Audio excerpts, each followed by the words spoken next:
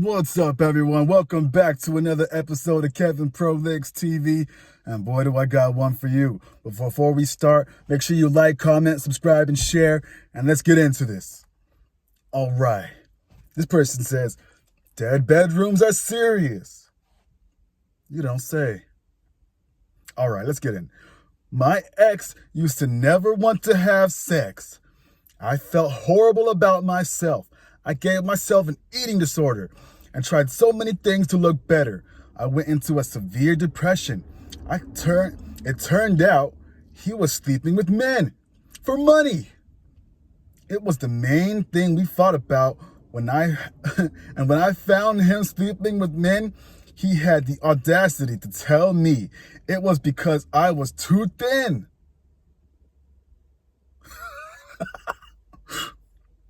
It took me 2 years to recover.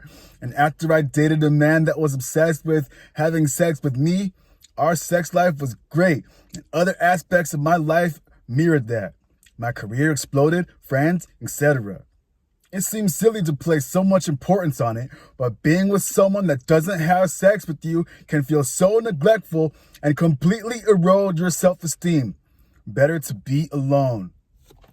And boom, there you have it, from a woman herself saying sex is very important.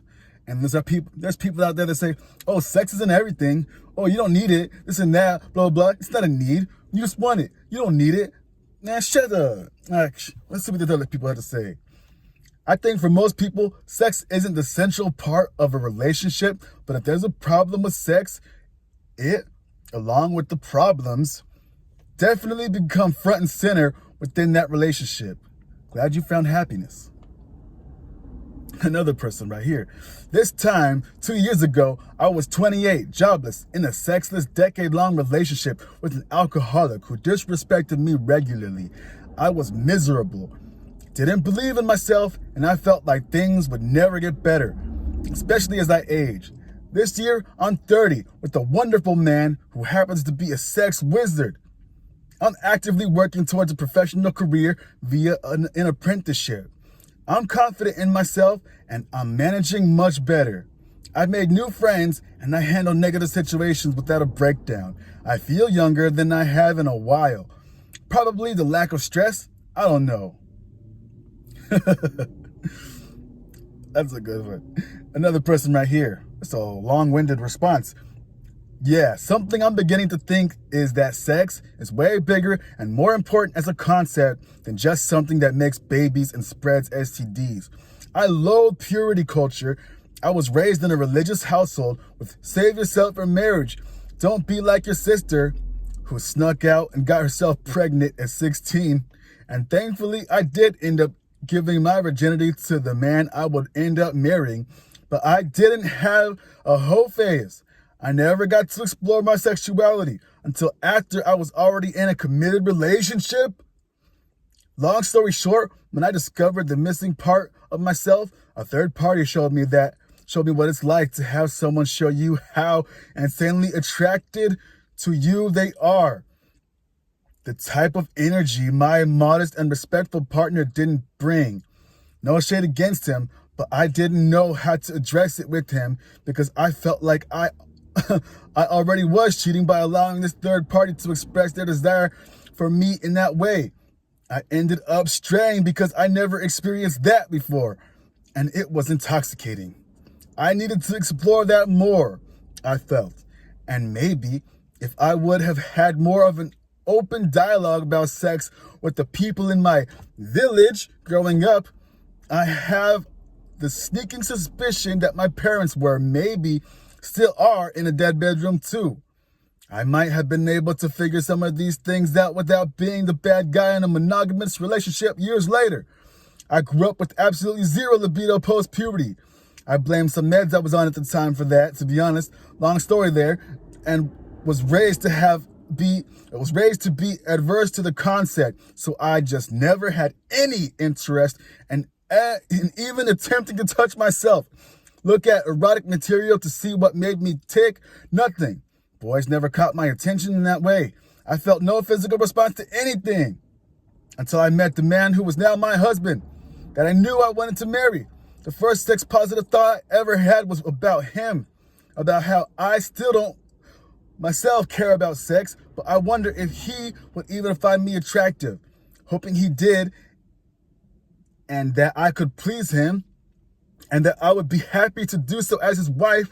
Little did I know I was missing out on such a core piece of me. Sexuality, I think, is made up of a few parts: libido, pride, and passion. Suppressing or starving your sexuality for any reason, I think, puts a damper on your pride and your overall passion for life. I remember one person saying that they decided to avoid exercise, something that would boost pride and passion for yourself, among other physiological benefits, because it sparked his libido too much. A committed relationship should never drive anyone to such a point, because the person that's supposed to be responsible for their sexual satisfaction by claiming sexual exclusivity won't or can't. Robs people of being able to enjoy seeing sexual expression anywhere else, just because it will remind them of their own frustration and despair. At least a kissless virgin is free to chase whoever they want, free to express themselves, and free of the torment of having someone to call theirs, yet not being able to share that part of themselves with them, and not being allowed to do so with anyone else. Still lonely, but far less soul-crushing. That person had a lot to say. Jesus. Whew. Okay, one more. My partner was secretly having sex with men for money. Whew. Wait a second. What the heck? My partner was secretly having sex with men for money. It's certainly a less common reason for dead bedrooms, but certainly a valid one. I'm sorry you had to do this, but I am glad you found a new partner that worshipped you and your body. We all deserve that.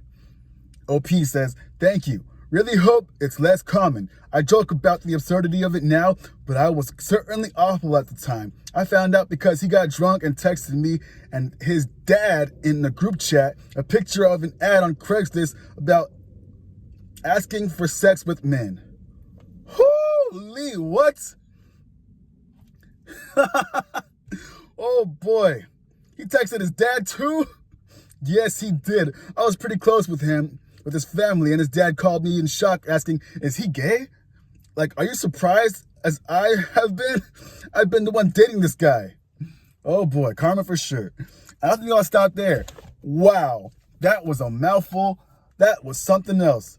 Hey yo, what do you think of this story? I think that is pretty crazy.